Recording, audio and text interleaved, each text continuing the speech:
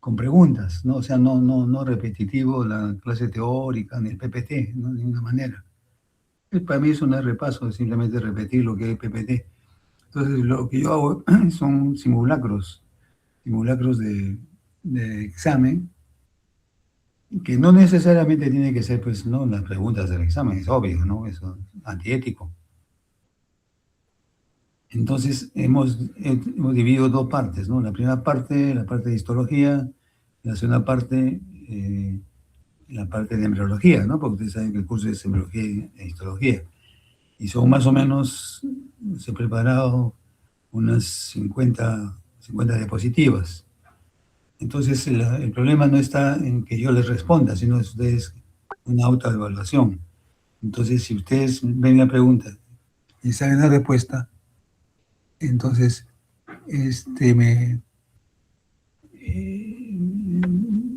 me dicen de qué se trata, no cuál es la respuesta correcta. Entonces, para ir evaluando si están o no están en lo cierto, ¿no? Y si están en el nivel que se requiere para aprobar, si no, tienen que amanecerse hoy día hasta mañana, ¿no? Porque si no responden estas preguntas que son sencillas, ¿no? Porque el examen de aplazados es una cosa sencilla, ¿no? No es rebuscada, ¿no? Por eso se llama aplazados. El problema está que es todo el curso, ¿no? Ese es el problema, ¿no? No es como los exámenes normales, primer segmento, primera unidad, segunda, tercera unidad. Bien. Antes de empezar, entonces, ¿alguna pregunta? ¿Una aclaración? ¿Está claro? No sé.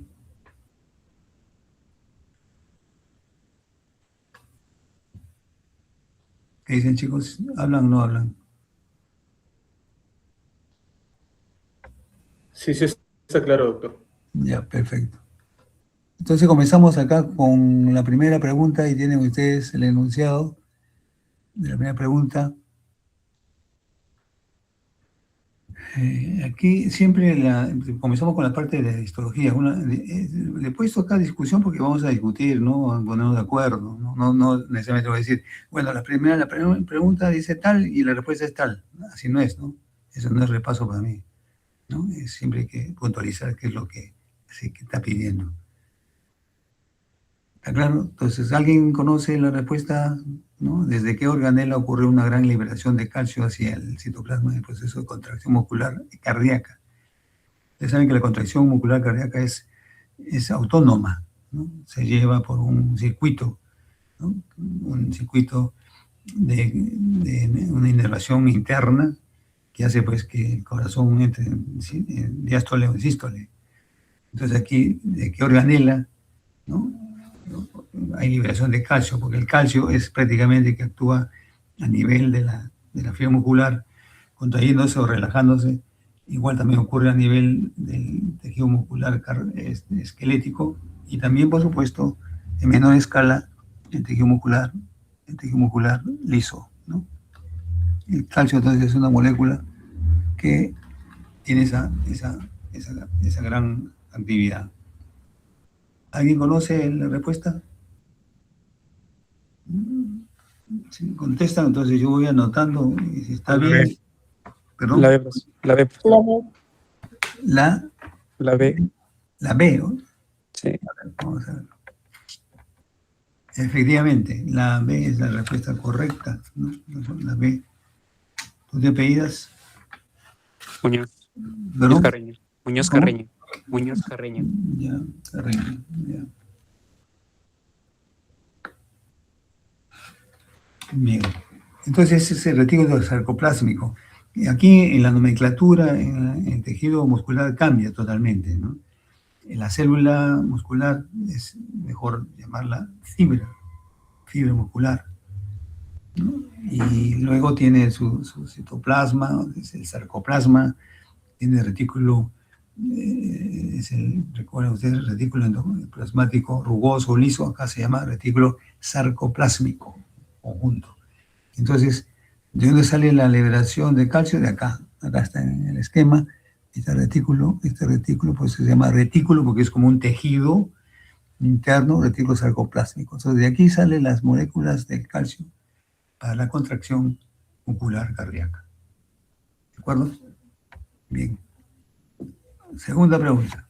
A ver, ¿qué pasa si uno cuando se realiza una herida, entonces en la cicatrización de una herida, la fase de maduración se realiza o sea, maduración de la cicatriz?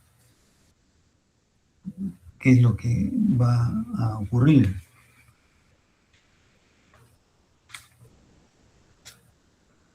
¿Qué dicen? ¿Alguien tiene la respuesta? Ahí, profe. ¿La cual? Ahí. La reorganización del colágeno sintetizado. Vamos a ver si es cierto. Reorganización del colágeno sintetizado. Perfecto. Entonces tiene usted las 4 fases. Coagulación, o sea, la hemostasia. Tiene la destrucción de bacterias y eliminar residuos en procesos inflamatorios, la fase defensiva. Luego tiene la fase 3, proliferación, la regeneración del tejido. Y luego la 4, que viene a ser la maduración, o sea, va a quedar justamente la cicatriz.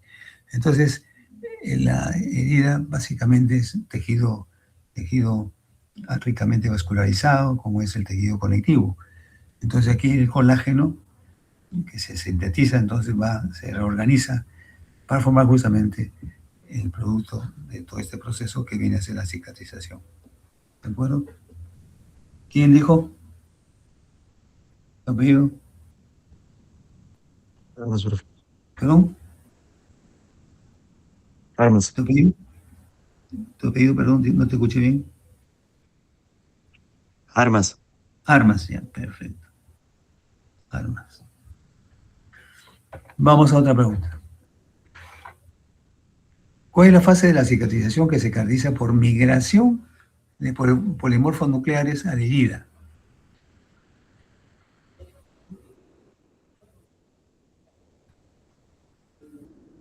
La inflamatoria.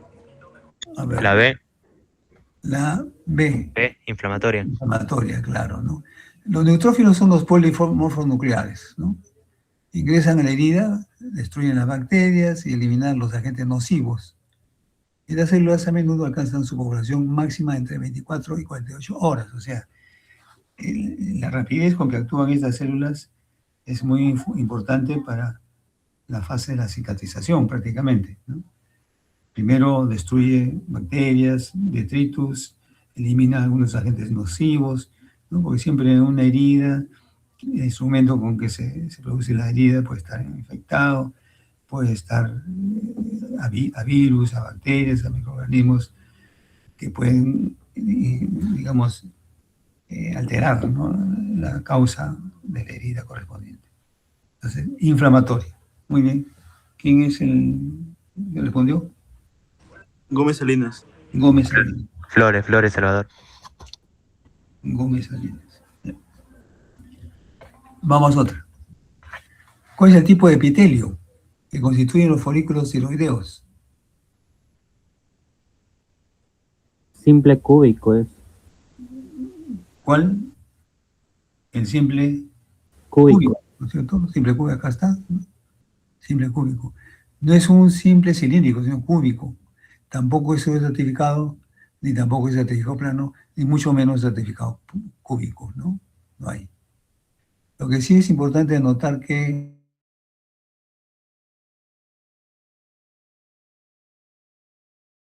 hormona T3, T4, puede haber otro tipo de células, como en este caso, esta de acá, por ejemplo, que estoy buscando con el puntero, o acá, esta de acá, que son las células parafoliculares, o células en C, que pueden producir justamente tirocalcitonina, que controla pues, el desgaste del calcio, controlador del calcio sobre todo.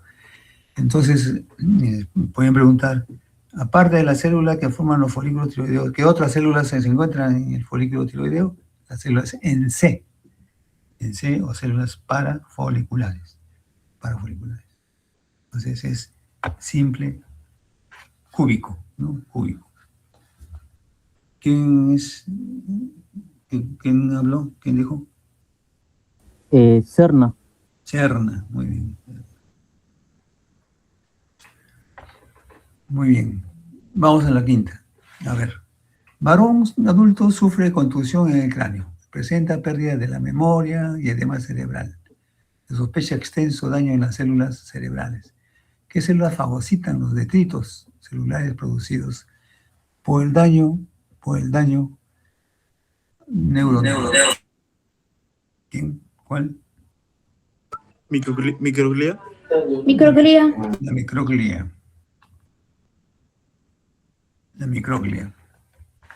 Efectivamente. La microglia es una célula cuyo origen, ¿no? Le puede decir, ¿de dónde deriva la microglia? La microglia deriva del mesodermo, o sea, de los macrófagos. Es parte de los macrófagos que tiene esa función, ¿no?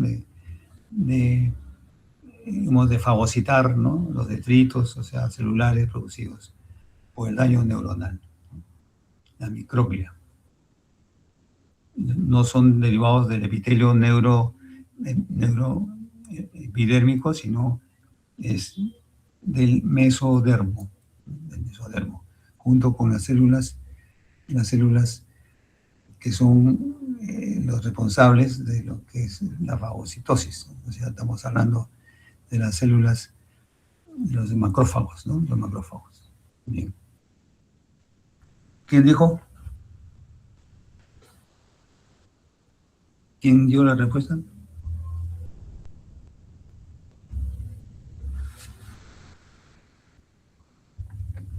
Acá.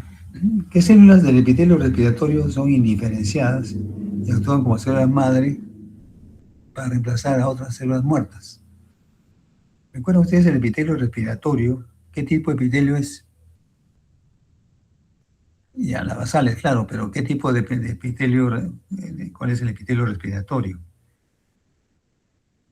Claro, en ese epitelio, el pseudoestratigógeno ciliado, hay células de diferentes tipos. En primer lugar, las células basales, que son, como todas células basales, las responsables de ir reemplazando las células que se van desgastando, ¿no? También hay cilíndricas ciliadas, cerosas, con ribete en cepillo, y caliciformes, ¿no? Entonces acá están las células ciliadas, estas son las células en cepillo, acá en cepillo, esta es la célula basal, esta pequeñita célula basal. También hay una célula neuroendocrina, ¿no? Esta es la membrana basal, esta es la célula caliciforme. ¿No? Entonces el epitelio respiratorio está formado por múltiples tipos de células, siendo las basales, ¿no? Que son indiferenciadas al inicio y van a ser stem cell o célula madre para reemplazar a otras células muertas, ¿no? Va reemplazando. Células basales. Acá, la túnica adventicia tiene tejido conjuntivo laxo en las envolturas de la arteria o de las arteriolas o cualquier vaso sanguíneo va a tener una túnica adventicia, ¿no? Adventicia.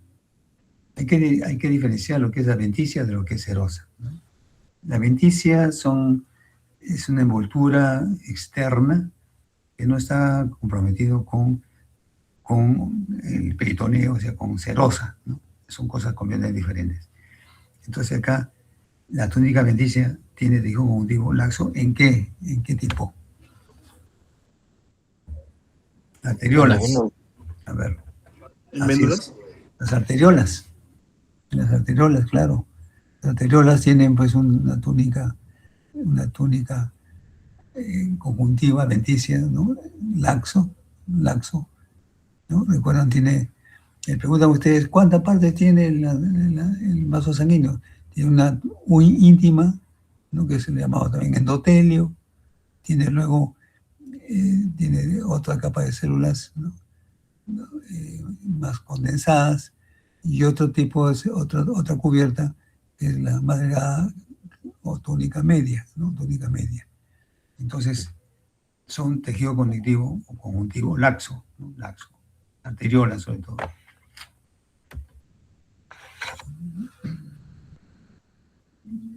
A ver.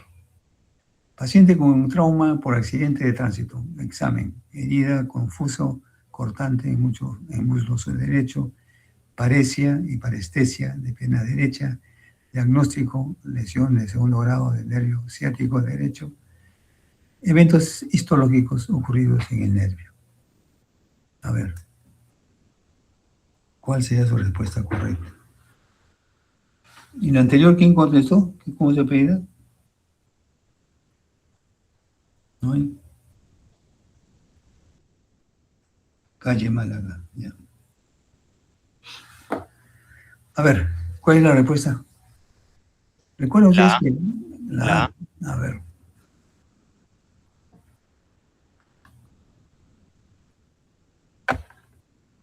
La cromatólisis retrógrada y degeneración valeriana. Vamos a ver en qué consiste esto. En la célula nerviosa tiene pues su soma o cuerpo, o pericardio, como le llaman, y tiene luego su prolongación, que viene a ser las cortas, las dendritas, y largas, que son los cilindros secos de axones. Si hay lesión a nivel de los cilindros secos de axones, puede ocurrir una regeneración, ¿no?, de ese cilindro seco axón. Pero si la lesión es el soma o cuerpo o pericardio de las células nerviosas, no hay. Son las células que no tienen una capacidad mitogénica, o sea, reproducirse, multiplicarse, ¿no? Bien. Entonces, ¿qué cosa es la cromatólisis retrógrada y degeneración valeriana? Acá tenemos. Un corte transversal de los axones induce unos cambios en el soma, como cromatólisis. ¿Qué cosa significa cromatólisis? Fragmentación de los gránulos de Nils, con pérdida de la basofilia del citoplasma. Ahí está. Se está produciendo la fragmentación. Bien. La degeneración del extremo distal del axón, acá está. Este es el seno axón normal del cuerpo, acá, a esta parte de acá. Se le conoce con el nombre de degeneración waleriana, en homenaje a Waller, que fue un neurofisiólogo que hizo el estudio justamente de la regeneración, sobre todo no del tejido nervioso, sino del seno axón. Entonces aquí hay una conexión importante entre el seno axón y justamente el músculo esquelético. Pero cuando se produce la lesión, justamente se separa, ya no hay una relación axónica con el músculo. Y luego, cuando se regenera esta parte que ha sido alterada, ¿no?, el músculo vuelve otra vez a inicialmente se atrofia y luego va a adquirir su actividad, su función normal antes de la lesión, ¿no?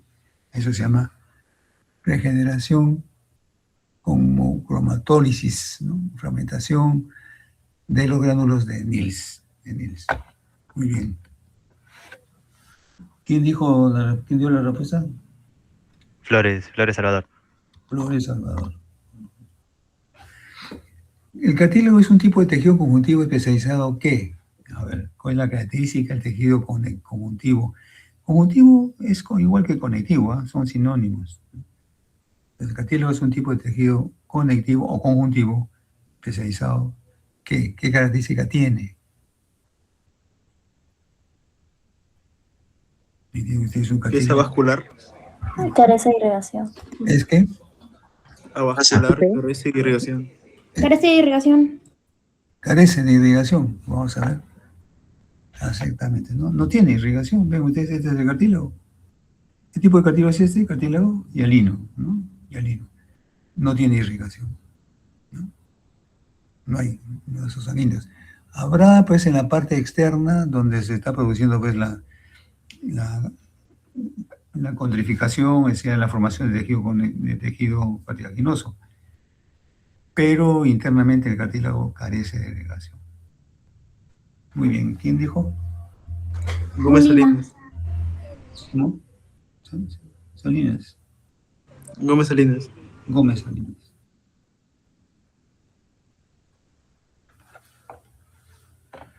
Vamos a ver. ¿Cuál es el tipo de epitelio que presenta la tráquea? La E. El sello certificado El cilíndrico certificado cilíndrico ciliado. Cilíndrico ciliado. las células que forman parte de este epitelio. Ese se llama también epitelio respiratorio. Dicen epitelio respiratorio, ya, ese es un epitelio pseudo estratificado, cilíndrico ciliado, ¿no? Perfecto. ¿Quién dijo? Molina. Molina. Ya, acá ya participaste, ¿no? Ya. Molina. Vamos a otra. ¿En cuál de los siguientes órganos se encuentran células epiteliales estratificadas no queratinizadas? Pregunta sencilla. ¿Esófago? Esófago. Esófago. El esófago, vamos a decir verdad. Esófago, exactamente. Acá tiene el esófago, el epitelio. Un epitelio estratificado sin queratina, o sea, no hay queratinización, ¿no? El epitelio poliestratificado plano, no queratinizado, ¿no? Ahí está. Entonces, esta es característica del esófago, ¿no? Porque el estómago tiene su epitelio mono, cilíndrico, el ilion tiene también su epitelio, el colon su epitelio, igual que el yeyuno. El esófago no queratinizado. Muy bien. ¿Quién dijo? ¿Nadie dijo? Balvin, profe. ¿Quién? ¿Cómo? Balvin. Ya.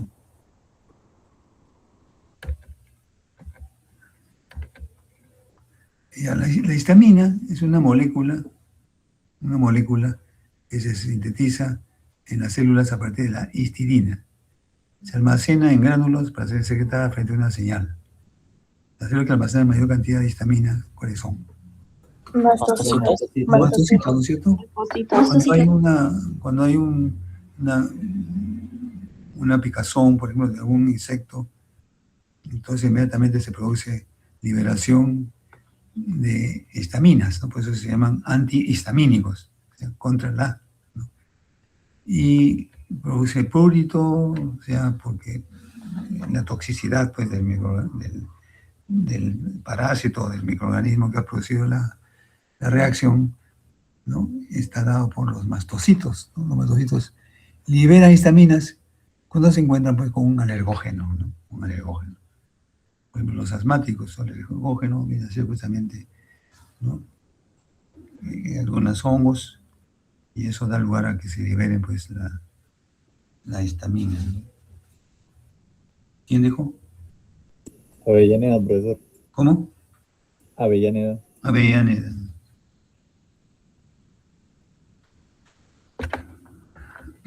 ¿Se encuentra epitelio plano polisacrificado queratinizado dónde? En la piel. Piel. Piel. Claro, ¿no? Piel es un epitelio polisacrificado queratinizado. ¿La vagina qué tipo de epitelio tiene? Supongo que le preguntan no de piel, sino de vagina. ¿Qué epitelio tiene? No queratinizado. No queratinizado. Claro, es poliplano, no queratinizado. La tráquea, Ciliado. Pseudocilíndrico ciliado. queratinizado. El riñón,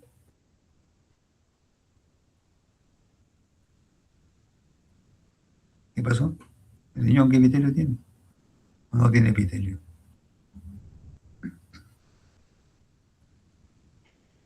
¿Cómo se divide el riñón anatómicamente? En una corteza y una médula. La corteza, ¿por qué está formado? Un epitelio. En la zona cortical, está rodeando a todo el riñón un epitelio. ¿Qué epitelio es? ¿Cúbico simple? ¿Cúbico simple? ¿Cómo es? ¿Cómo es el epitelio? ¿Plano? ¿Simple? Cúbico simple. ¿Qué dicen? ¿Qué pasó?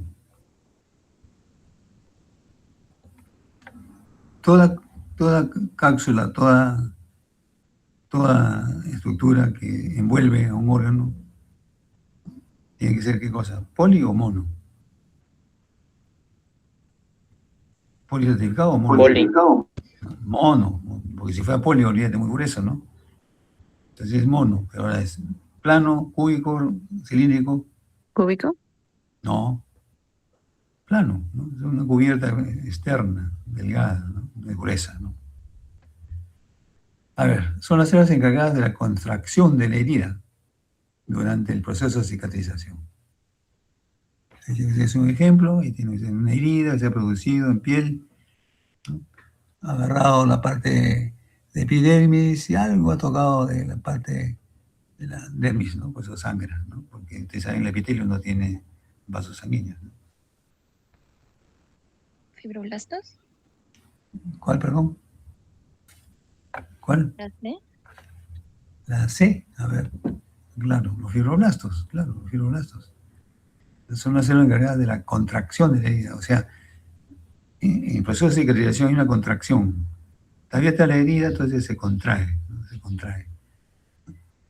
Y eso es dado por los fibroblastos. Los fibroblastos son células que van a formar el tejido fibroso, ¿no? Para formar pues el coágulo y luego la cicatrización, sobre todo, ¿no? La cicatriz que queda. ¿Te pedías? Guaguala, Cuyabamba. Ya, bueno, ya. Vamos a ver otra. Acá. ¿Qué tipo de células se transforma predominantemente en células espumosas en la aterosclerosis? Hay dos casos, ¿no? O sea, la aterosclerosis y la arterioesclerosis son cosas diferentes, ¿verdad? Entonces, las células espumosas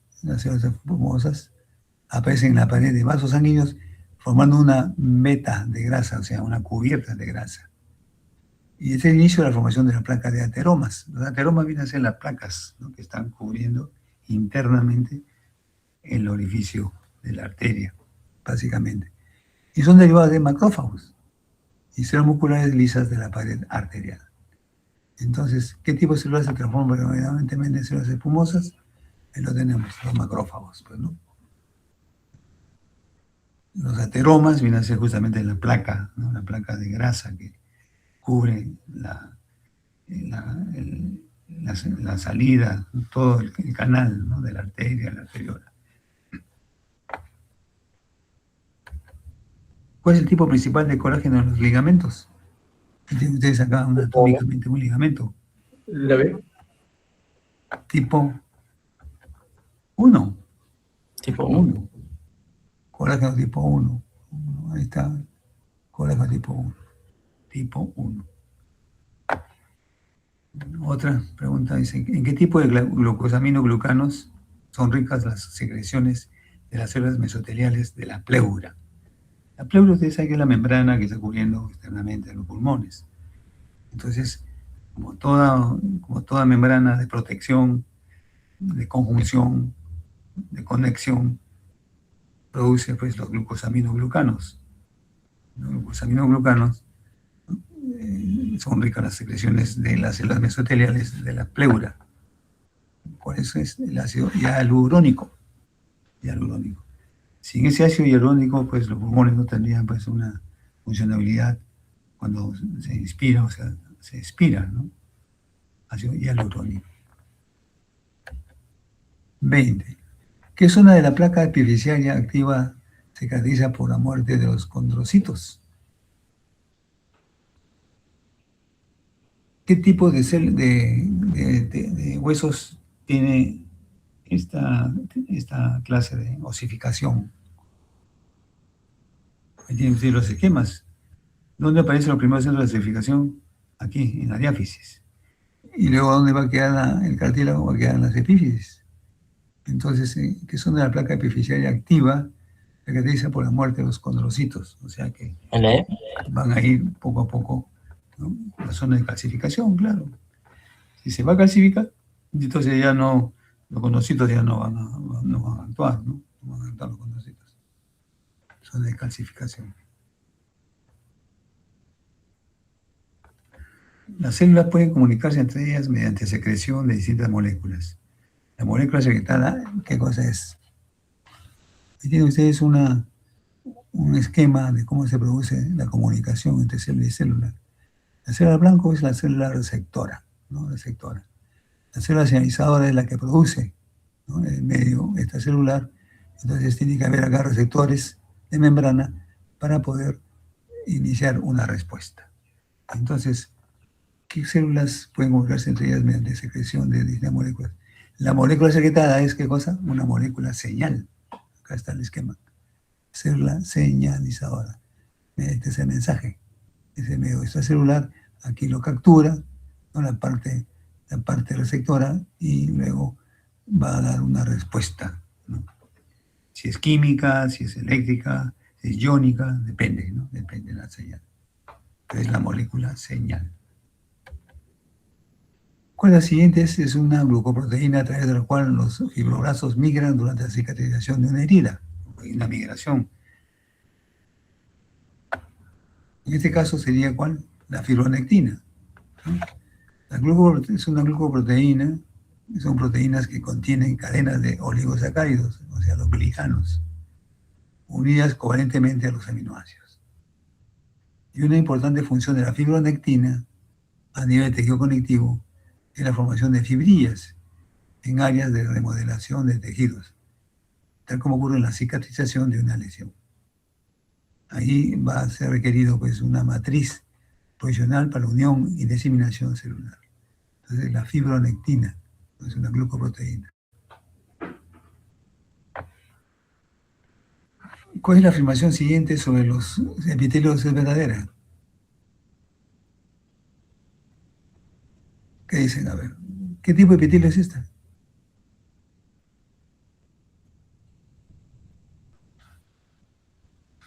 Es tipo de un epitelio? epitelio. Un epitelio respiratorio, ¿no? Fíjense, los núcleos están en diferentes niveles, da la impresión que son varias capas. Entonces es un epitelio pseudoestratificado, ¿no es cierto? Bien. Entonces, ¿cuál de las afirmaciones siguientes sobre los epitelios es verdadera? Sí. Están polarizados, ¿no es cierto? Claro. Tienen una base y tienen un ápice, ¿no? Acá, que puede presentar cilios, pueden presentar estereocilios, o pueden presentar células en cepillo, ¿no? Depende, ¿no? Entonces están polarizadas. Esos son los epitelios. No son polarizados, están completamente rodeados por una lámina basal, contienen amplios espacios intercelulares, no es así, están bien estrechamente unidas, ¿no? Unidas. Bien. ¿Quién habló? Albildo. Perdón, ¿cómo te pedías? Albildo. Albildo. Ya, Sí. bien, bien. Vamos a otra. Acá. ¿Cuál de las siguientes afirmaciones acerca del cartílago hialino es correcta? Está vascularizado, contiene colágeno tipo 4, experimenta solo crecimiento aposicional, se localiza en los extremos articulares de los huesos largos. ¿Qué dicen? ¿La D? La D, a ver, vamos a ver si es cierto. Claro, se localiza en los extremos articulares de los huesos largos. Efectivamente, la primera osificación es a nivel de la diáfisis.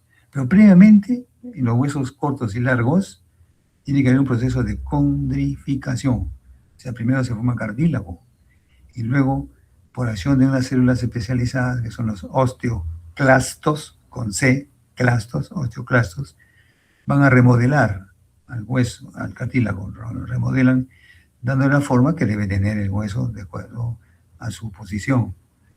Esa es la parte diaficiaria.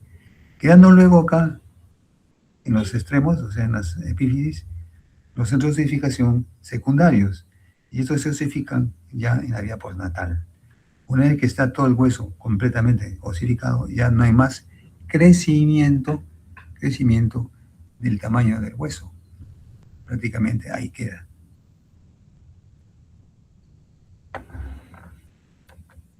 Los filamentos gruesos están anclados a los discos Z mediante ¿qué? Recuerden, acá tienen ustedes la unidad anatómica funcional del músculo. Es un sarcómero, ¿no? Los sarcómeros son los encargados, ¿no? de la contracción y de la relajación del músculo. Y están formados también por diferentes proteínas, ¿no? La actina, la miosina, es decir, muchas otras. Bien, entonces acá dice, los filamentos gruesos están anclados a los discos Z. Acá están los discos Z, están los discos Z. Anclados significa que están ahí reunidos, están prácticamente formando una red acá. Entonces, esos discos Z, mediante qué proteína lo mantiene. La C. La P. titina, la titina. ¿Sí? La titina. Acuérdense, la titina. La mielinización de los nervios periféricos la llevan a cabo ¿quiénes? La C. La C, la célula de Schwann. Vamos a ver si es cierto. Exactamente, célula de Schwann. Exactamente, ¿no? Muy bien. ¿Por qué las células, los nervios centrales, quién la mieliniza?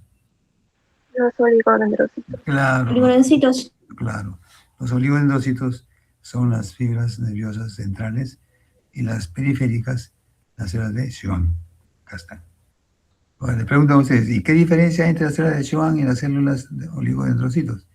Las células de Schwann solamente mielinizan un solo cilindro de axón, como en este caso. En el caso de los oligodendrocitos, puede ser varios cilindros de axones, 2, 3, mientras que las Schwann, uno solo nada más. ¿Quién dijo Schwann? Y yo, profesor Reggio Medina. ¿Cómo te pides? Reggio Medina. Con doble C. Ya. Otra. La mucosa del colon, que se une al anodermo, ¿qué se le denomina? Y ustedes en anatomía habrán visto eso también. ¿Mm? ¿La B? ¿La B, zona de transición? ¿A eso te refieres? A ver, vamos a ver. Es cierto. La línea dentada, ¿no? O sea, aquí. Acá están como unos dientecitos. De aquí hacia arriba, el epitelio es derivado del endodermo. Y de aquí hacia afuera, el epitelio es derivado del ectodermo. Entonces ahí hay una transición de epitelios. Entonces aquí hay una línea dentada, ¿no? Entonces ahí hay una unión entre la mucosa interna y la externa, ¿no? La región anal. Es la línea dentada, muy importante. La célula encargada de secretar el pexinógeno, ¿cuáles son? Oxínticas o parietales. Oxínticas o parietales. A ver, vamos a ver si es cierto. No. No, la B, disculpe. Ya ves, ahí. Sí, era principales. Claro, son las imógenas o principales. No se equivoquen. Acá tienen ustedes todo el tipo de células que son encargadas, ¿no? La célula madre, ¿cuáles son? La célula del cuello, esa de acá. Las células parietales, secreción ¿de qué? De ácido clorhídrico, ¿no? O no, de ácido clorhídrico, factor intrínseco acá, este de acá. Células SL, secreción de estaminas, de acá. Células principales, secreción de pexinógeno, esa de acá, pexinógeno. Todo eso es la parte del epitelio de la mucosa gástrica, ¿no? ¿Cómo te ves? Molina. No te equivoques, chicas, no vale borrar las claves. Una vez que has puesto clave, ya no puedes borrar. Vamos a otra. El epitelio escamoso simple, fíjense, escamoso o plano también se llama, reviste a todas las estructuras siguientes. ¿A quiénes? A ver. Escamoso o plano simple. ¿Qué dicen? Uy, tan La mal, C. ¿no? ¿Ah? Uretra. A ver, ¿los alvéolos pulmonares tienen epitelio escamoso simple? Sí, ¿no es cierto? Los vasos linfáticos también. ¿O no? La uretra masculina, ¿qué dice? ¿Tiene plano? Polimorfo. No, la uretra masculina, uretra, acuérdense. Polistratificado, uretra. Polimorfo es la vejiga y el uréter. La uretra es polistratificado.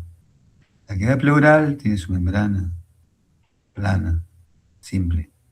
Los corpúsculos renales, ustedes han visto el corpúsculo, la cápsula de Bowman, ¿no? Es un revestimiento plano, simple. No se olviden, ¿eh? Uretra no es lo mismo que uréter, ¿no? Son cosas completamente diferentes. ¿Y cuál de los siguientes huesos no se desarrolla por medio de la osificación intramembranosa? Intramembranosa, ¿vale? El fémur. ¿Cuál? Fémur. A ver. El fémur, ¿no? El frontal sí, parietal también, occipital, pero solamente el occipital una parte, ¿eh? ¿No? Porque el occipital tiene también una parte que es endocondral, ¿no? O sea, pues no todo el hueso, ¿no? Acá se considera que está ese, todo el hueso, ¿no? El fémur sí, pues el fémur es un hueso largo, osificación endocondral. Y el hemoides es un hueso demasiado delgado, osificación intra, una osificación también endocondral, ¿no? A pesar que es delgado, tiene una osificación endocondral. La sustancia intersticial del hueso se compone de dos partes principales, una matriz orgánica y sales inorgánicas. ¿Cuál de los siguientes es el componente principal de la matriz orgánica? Colágeno. ¿Mm? ¿Cuál? El colágeno, ¿no? Es una proteína con 90%, tipo 1 y tipo 5, prácticamente, ¿no? Es el colágeno, tipo 1, tipo 5. ¿Y cuál es la estructura que actúa como una capa vascular para el cerebro y la médula espinal? Capa vascular. Aracnoidea. Ah, no. ¿Cuál? Mm, La pía madre. La madre. La pía madre, claro, pues chicos. La pía madre, ¿no? Bien. Entramos ya a la parte embriológica. Dice ahí, niño de 3 años es llevado a consulta por presentar inestabilidad para la marcha, desde que comenzó a caminar. La madre refiere que pensó que mejoraría con el tiempo, por eso no acudió. Se solicitó una tomografía y se evidencia hipoplasia cerebelar. ¿Qué vesícula encefálica se afectó en la embriogénesis? metencéfalo. ¿Cuál? Metencéfalo. Telencéfalo. Telencéfalo. Metencéfalo. No, chicos. El meten. Acuérdense que primero son 3 vesículas. Pro, mesen, romencéfalo. Después el pro se divide en telencéfalo y diencéfalo. El mesencéfalo no se divide, el romencéfalo lo hace en metencéfalo y mielencéfalo. De esos dos metencéfalos se va a derivar la protuberancia o puente y el cerebelo. Y acá le están diciendo que hay una hipoplasia cerebelar. ¿Qué vesícula encefálica se atrofió? Es el metencéfalo, la A sería, ¿no? La A. Tienen que leer bien la pregunta, que no se equivoquen. A ver, ¿cómo se denomina a la fecundación de 2 óvulos dentro del mismo ciclo menstrual, pero no en el mismo coito? Ni siempre con espermatozoides del mismo varón. ¿La D? La D, a ver, vamos a ver si es cierto. La superfecundación, ¿no es cierto? Claro. Son 2 óvulos que han sido fecundados por espermatozoides de diferente varón. Este es un varón A, este es un varón B. Entonces se forman 2 productos, uno del varón A y el otro del varón B. ¿Es un embarazo gemelar o no es gemelar? ¿Qué dice?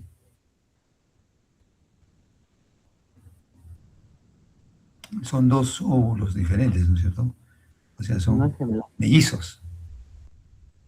No son Cada uno gemelos es independiente. verdaderos, ¿no? Mellizos.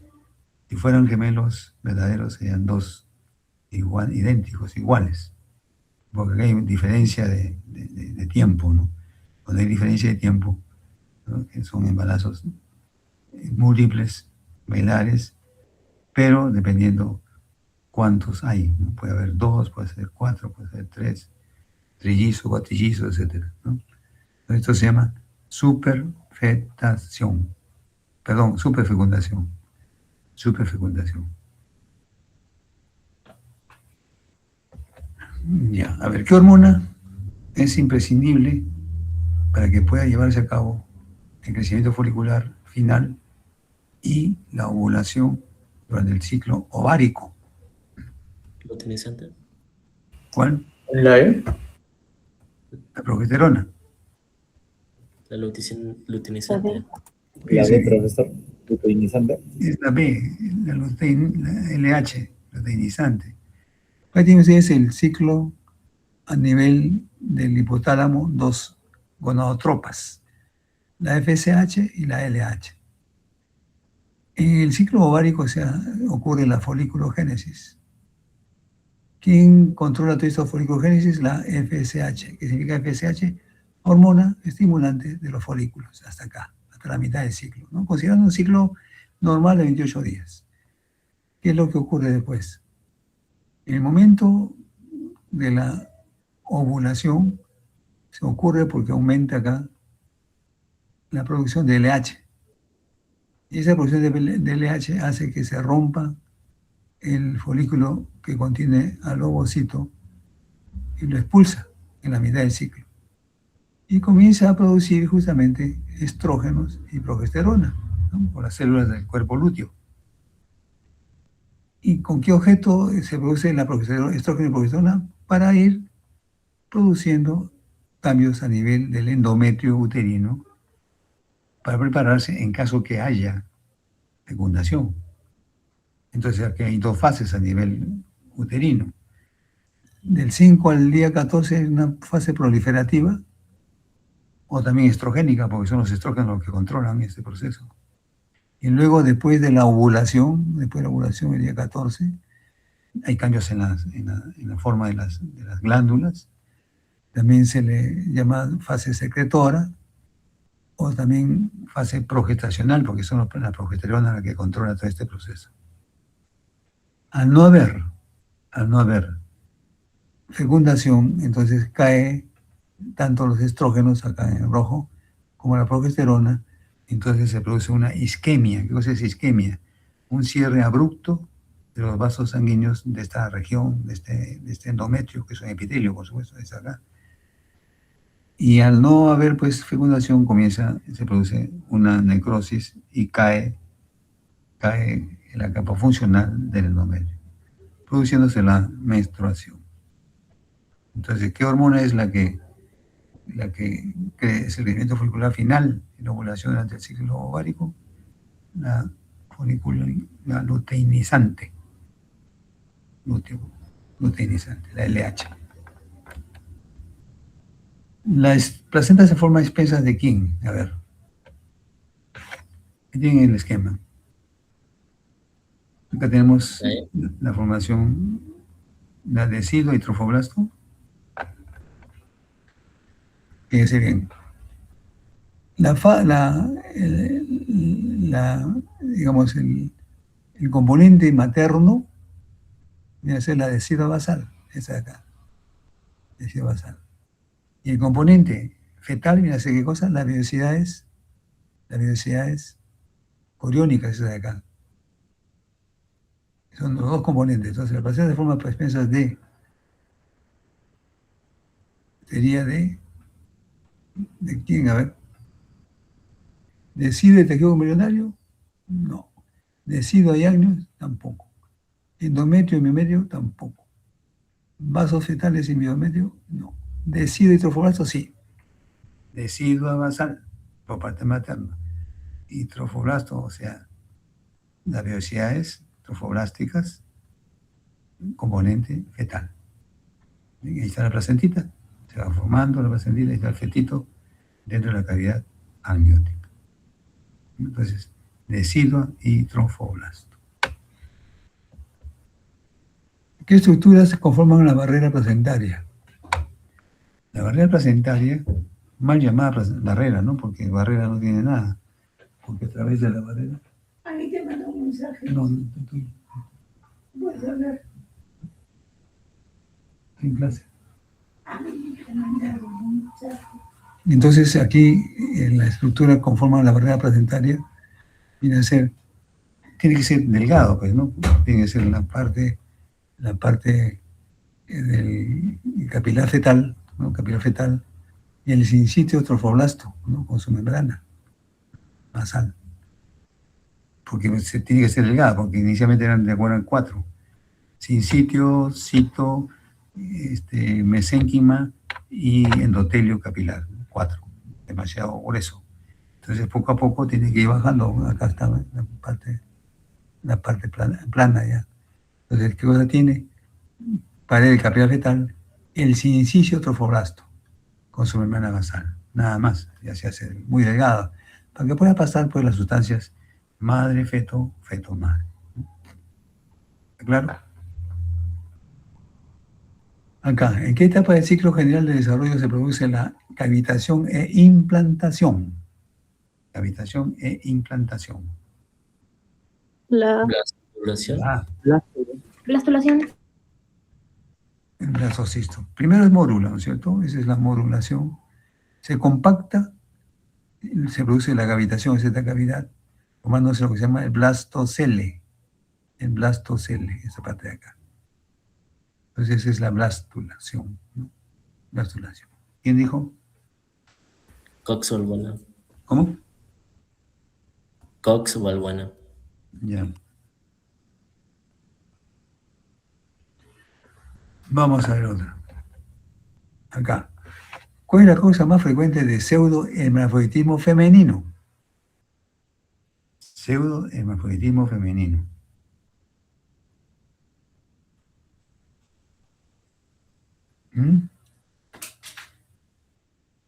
Fíjense, esa es la glándula suprarrenal normal.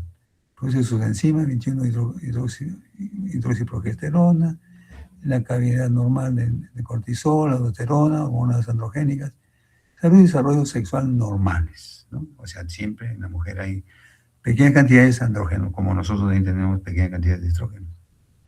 Pero ¿qué pasa cuando no hay pues una función normal de la glándula suprarrenal? Entonces no hay la enzima esta, 21 hidroxiprogesterona. Entonces hay menor cantidad de cortisol y aldosterona, varios problemas de salud, mayor cantidad de andrógenos, cambios en los genitales, pubertad precoz. Entonces el pseudohermafroditismo femenino se debe a ¿qué cosa? A una hiperplasia suprarrenal congénita. Hiperplasia suprarrenal congénita. ¿Cuál de las siguientes malformaciones es debida a la agenesia de los conductos de Müller o paramesonéfrico? ¿Qué cosa es la agenesia? La agenesia es A sin génesis, sin desarrollo, no hay. Si no hay los conductos de Müller o los paramesonéfricos, entonces vamos a tener agenesia de útero y vagina. Agenesia de útero y vagina. Ahí lo tenemos. Si hay conductos paramesonéfricos o de Müller, entonces va a desarrollar las trompas, cuerpo uterino y vagina. Acá está la vagina. Pero si no hay estos conductos de Müller o paramesonéfricos, pues no se formará útero y vagina. No se forma. ¿Cuáles siguientes alternativas de función del lactógeno placentario humano? ¿Quién produce el HCG? La HCG es hormona importante en el embarazo, la producen las células del sincicio trofoblasto. Pero también las células sincicio trofoblásticas forman la hormona lactógeno placentaria humana. Lactógeno placentaria humana. O también se llama somatomamotrofina coriónica, ¿no? esta hormona va a promover justamente el paso de la glucosa al feto. Es secretado por el sincicido trofoblasta. Tiene una acción similar a la hormona del crecimiento, y acá su principal acción es modificar el metabolismo materno para asegurar un aporte constante de glucosa al feto en todo momento, ¿no?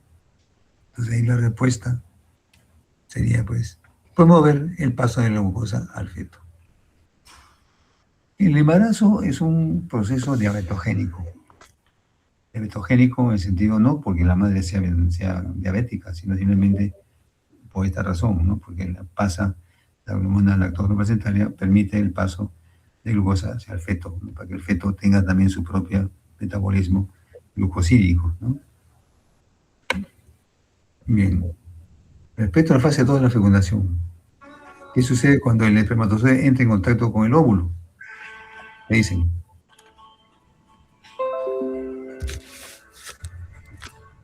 Tu micro, Amalio. ¿Qué ocurriría? Dígame ahí. Cuéntame. ¿Recuerdan ustedes cuál es la fase 1?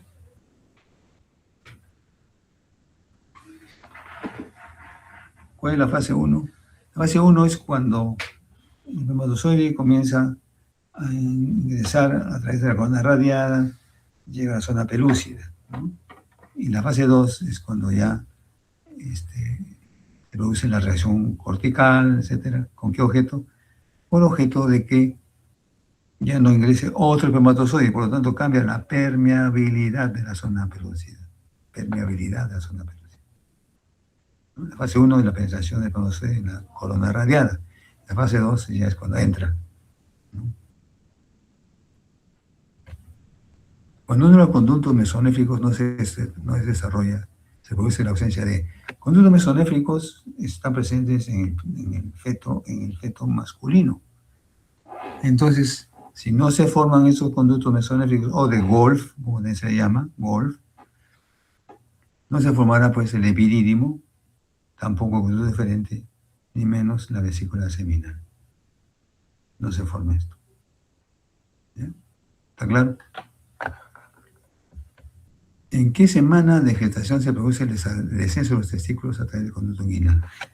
Ustedes recuerdan pues que los testículos se forman en la cavidad abdominal y ahí va a descender a través del conducto inguinal hacia el escroto y luego queda ahí ya fijados los testículos en el escroto y debe desaparecer justamente lo que se conoce como la placa vaginal, que es el que conduce, ¿no?, a los testículos hacia el escroto. Lo contrario, se formaría pues una hernia o inguinal o una hernia escrotal. ¿En qué semana se produce el descenso? Semana 28. Semana 28.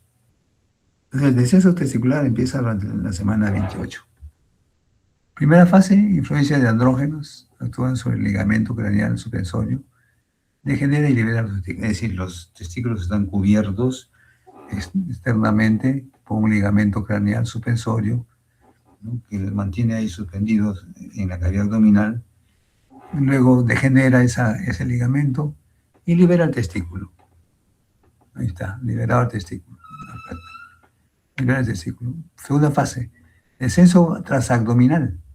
Lleva los testículos hasta el anillo inguinal, pero no al escroto. Por influencia de INSLU3, andrógenos producidos por la célula de Leydig y hormona antimülleriana. Bien, ahí lo tenemos. El testículo va siendo llevado hacia el escroto, hacia el escroto. Y la tercera fase, descenso transinguinal o inguino-escrotal, lleva los testículos al escroto por gobernar glontestios, se va traccionando, va jalando, y estimulado por andrógenos, CGRP y este gen, OXA10. Esta es la fase escrotal, acá está ya en el escroto, en el testículo. Y CGRP, ¿qué cosa es? Péptido relacionado con la calcitonina. Está acá. Entonces, fíjense, le preguntan a ustedes, En la tercera fase, ¿qué cosa ocurre? ¿Debido a quién? Acá. Por los andrógenos, estimulados por los andrógenos, CGRP, o sea, péptido relacionado con la calcitonina, está de acá, y el gen HOX-A10. Y la segunda fase, ¿quién la controla? Están andrógenos y NSL3, y esos andrógenos producidos por las células de Leydig y hormona antimileriana. Y la primera fase, influencia también de andrógenos, actúa en su ligamento craneal suspensorio, degenera y libera el testículo. Y comienza luego a su descenso. ¿Cuándo? Semana 28. Un recién nacido de parte tóxico, peso al nacer 4.000 gramos, piel seca, descamativa, llanto ronco, macroglosia, abdomen distendido, con hernia umbilical, reflejos osteotendinosos disminuidos, diagnóstico más probable. Hipotiroidismo congénito, ¿no es cierto? Claro. ¿Qué cosa es macroglosia? Lengua fuera de la cavidad, ¿no? Lengua larga, macro, grande, glosia, lengua. Piel seca, descamativa, llanto ronco, abdomen distendido con hernia umbilical. Y tenemos la carita, fíjense, esta es la parte de la macroglosia. Ven la carita también, poco cuello. Y inmediatamente que se detecta este problema, se tiene que hacer tratamiento para evitar esto. ¿Eso cómo se llama? El cretinismo congénito a un hipotiroidismo. Una mujercita de talla muy baja, con un retardo mental severo, después del RM, de los síndromes de Down, por ejemplo, es no cromosómico, es un retardo mental bastante severo. Entonces, hipotiroidismo congénito. Bien, eso es lo que habíamos preparado para su examen de mañana. Ya saben ustedes las condiciones. Tienen que dar su examen tranquilos. No se precipiten. Lean bien las preguntas. No sé qué preguntas va a hacer el doctor Isaías, pero le he recomendado para que sea un examen que esté al alcance de todos, ¿no? Porque en realidad el porcentaje de desaprobados es muy alto. No sé si quieren alguna pregunta. ¿Todo está claro?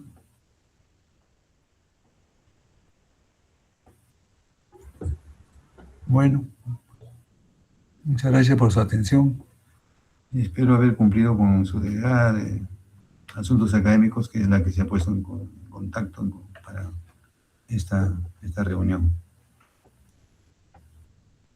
Muy bien, mañana entonces temprano, ¿no? Tiene que ver si está en la lista, ¿no? Han entrado al MAT. Ya saben que la nota límite es 9, ¿no? 9 y 10. Van a hacer 20 preguntas, nota máxima 15. Pueden sacar ustedes 20, pero solamente va al acta 15. Hasta luego, profesor, gracias. Ya, listo, muy bien. Nos estamos viendo mañana temprano. No lleguen tarde, tomen su tiempo porque a veces los lunes hay mucho tráfico. Es la última oportunidad que tienen, ¿ya? Profesor, una pregunta. Sí, dime.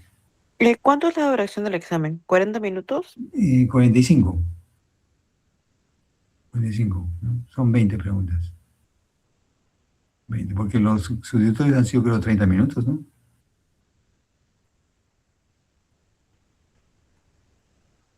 Tomen su tiempo. Una consulta. Ya, perfecto. ¿Cuándo,